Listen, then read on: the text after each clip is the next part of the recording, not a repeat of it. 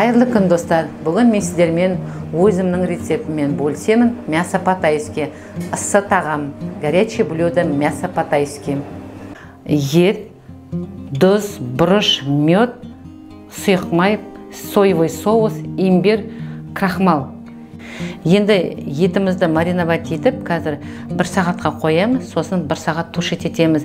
Ет 1 сағат тушить етіліп болуға жақындағанда, мына бұқтыратынға құрамына пиязды саламыз, сәбіз саламыз, қиярды саламыз, чеснокты саламыз, сельдерей саламыз, мына стебелін жағын саламыз негізі.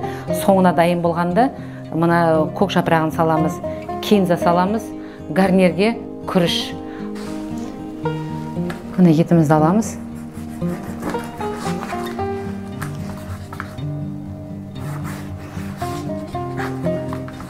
Қараңыздар, мына қалай кесуін. Наискосок дейді ғой, осындай косокпен кесеміз. Мясо по-тайскидің салатына майлары жіберілмейді. А горячее блюдоға майы кетуге болады.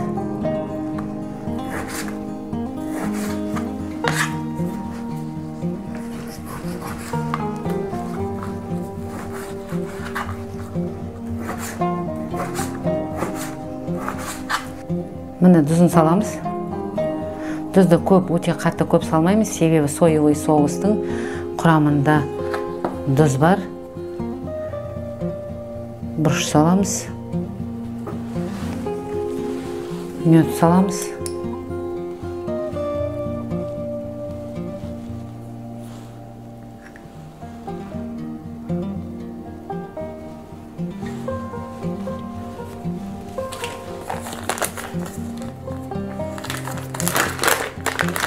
Ұнтақталған имбирь саламыз.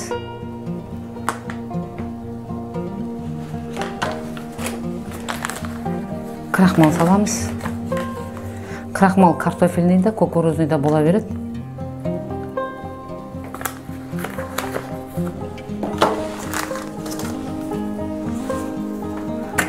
Одан кейін соевый соус.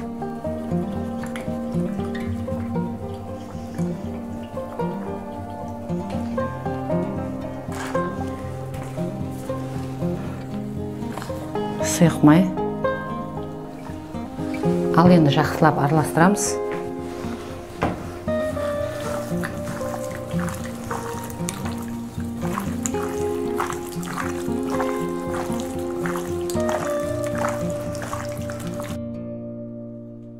Міне мен осы етті негізі мариновать ету үшін мен өзім қолданам, үйде соус териякиді қолданам. Соус териякидің ішінде құрамында мен жаңа салған специялардың бәрі бар.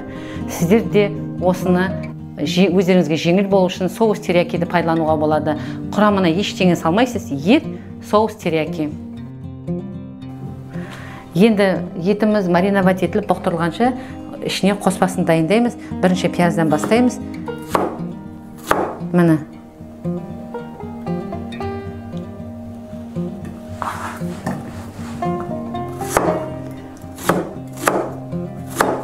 Осылай қылып кесеміз.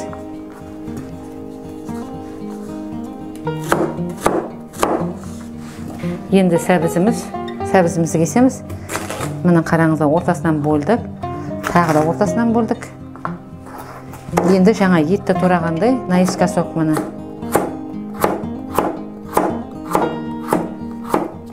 Жанынан, мені көресіздер ме мені?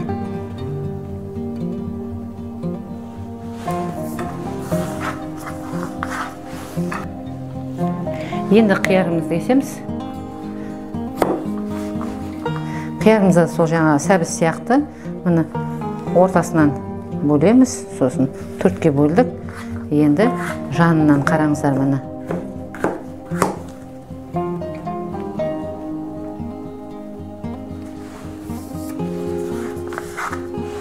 Енді міне болгар бұрышын кесеміз. Қараңыздар. Ортасына аламыз. Бәрін қағамыз. Қазір осындай жаздың уақытындағы сезонында осы бұрышты жақсы да светофор бұрыштан көрі.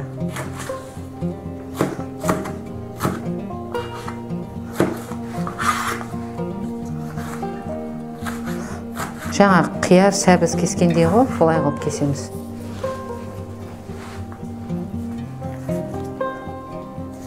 Енді сельдерейімізді дайындап турап қоямыз. Бізге негізі жаздың уақытында осы сельдерейді пайдаланамыз. Қыстағы сельдерей андай привозной, андай қатты ағаш түрі болады. Біз мынаны енді сельдерейді екіге бөлеміз. Бірінші бөлігін мына стебелей жағы дейді ғой, ағаш жағын қазір морковпен бірге салып жібереміз.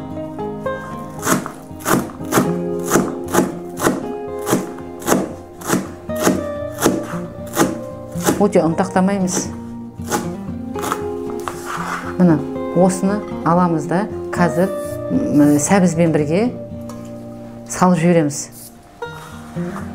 Ал мынау көп, мынаның жартысын өзімізге артынан салатқа, мынаны ең соңында дайын болуға жақындағанда кинзамен бірге саламыз.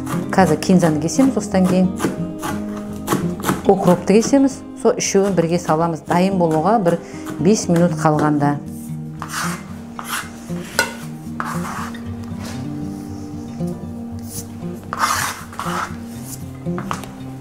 Міне енді сельдерейден кейін енді кинзаны кесеміз. Міне кинзаның стебелейін мен лақтырмайым, шурпаға салам.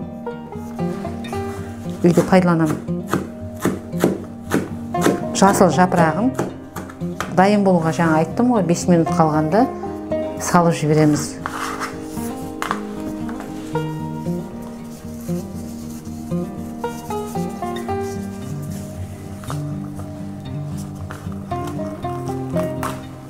Енді укропты міне кесеміз. Мына үлкен пучок, соның жартысын аламыз. Енді тоже ұнтақтап кесеміз.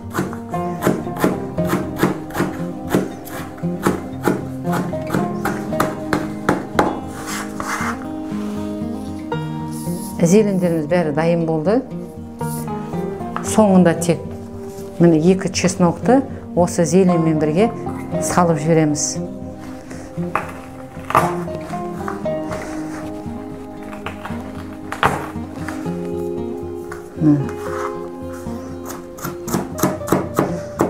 Өте ұсақтау, маңызды емес бұған. Ал енді етіміз мариновкасы дайын болды. Мұны газымыз жағамыз, табамызды қоямыз.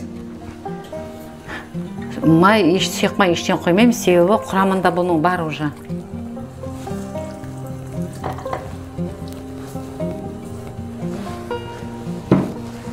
Орташа отқа бұқтырамыз. Орташа отқа.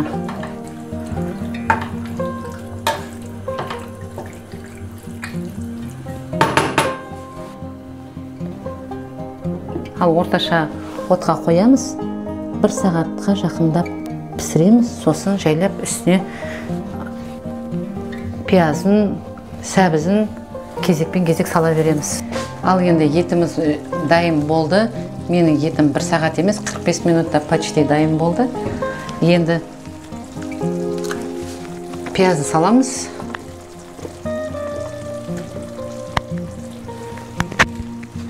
Сәбіз саламыз.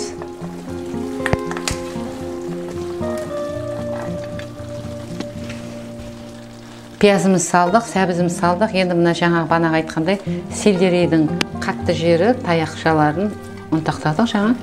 Соны саламыз. Жайлап бір 10 минутқа бұқтырамыз. Содан кейін перісті, қиярды саламыз. 10 минут уақыт өтті. Енді қиярды, болгар бұрышын бәрін салып жібереміз. Тағы бір 10-15 минут бұқтырылады. Осы дайын болғанға дейін біз күрішіміз дайындаймыз.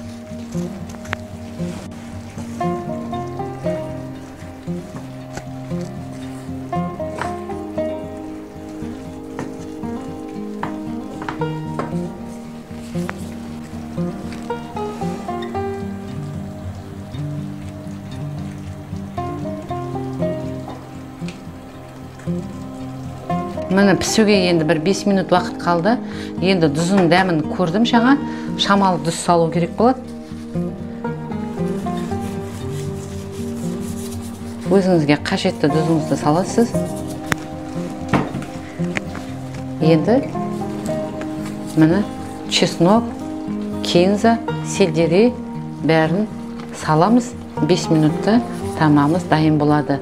Енді біз күрішке кірісеміз. Күріштің жақсы қылып жудым. Чайнекте суымыз қайнады. Қазір күрішімізге кірісеміз.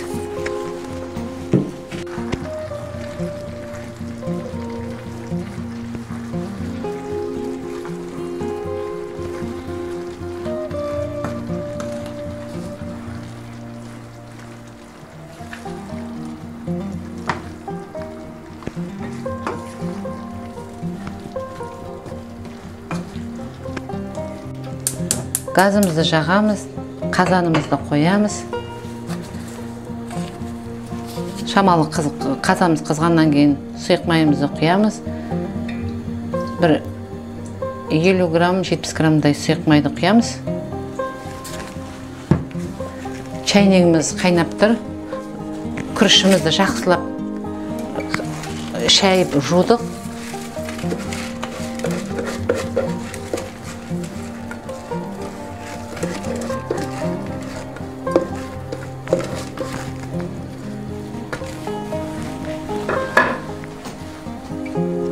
Үстіне құрттай тұз саламыз. Енді қайнаған суымызды құямыз. Міне суды құйдық. Тек күріштің үстіне шамалы ғана су құйылып тұрады. Болды. Қазір бір құрттай қатты қайнап кетсін. Сосын астын азайтамыз да 15 минут крышкасын жауып бұқтырамыз. Міне жақсылап араластырдық қой, жаңа енді тұзын салдық. Енді құрттай бір 50 граммдай су құямыз, қайнаған суды құямыз.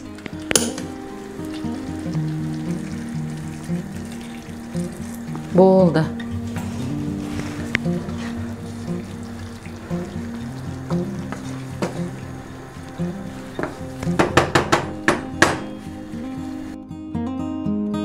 Міне күрішіміздің суы бүркілдеп қайнады. Енді астының отын азайтамыз да 15 минутта дайын болады. Оған дейін крышкасын ашпаймыз.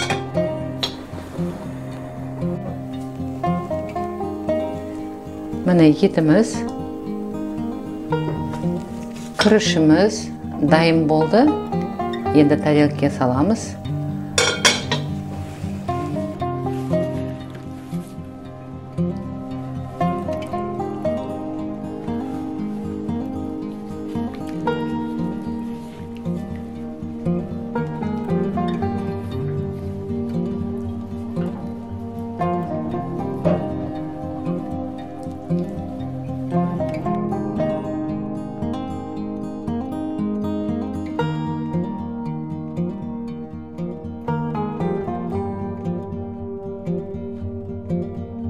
Міне енді дәмін сіздерге көрсетем.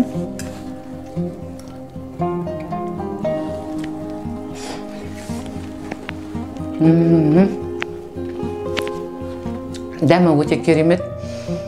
Менің рецептіммен дайындаңыздар, лайк басыңыздар, фотоотчет жіберіңіздер.